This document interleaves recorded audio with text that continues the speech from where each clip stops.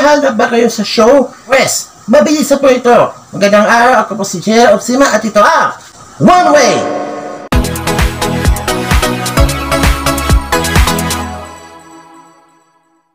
September ay bear month. Panahon na ng mga pangangling pwede nyo pakipagkakitaan tuwing Kapaskuhan. Ano kaya ito?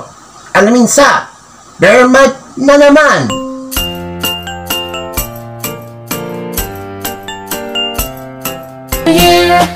Isa sa pinakamasarap na pagkain tuwing Kapaskuhan ay ang bibingka. Mayaman sa masarap, kaya ng keso. Ube so yummy! Yan ang puto bubong. Masarap tuwing Kapaskuhan. Tuwing Besperas na Pasko, paborito natin Noche Buena. Kabilang ang baboy. Syempre, di mawawala ang siyang na araw pagsimbang gabi. Naniniwala ba kayo sa Belen? Isiliang sa mundo para kay Jesucristo. Siya ang kapanganakan.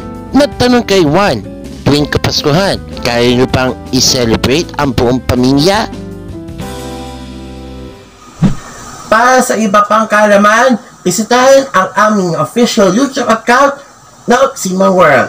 Ako po si J. Opsima, laging tandaan, si Juan ay bahala. Hanggang sa susunod na One Way!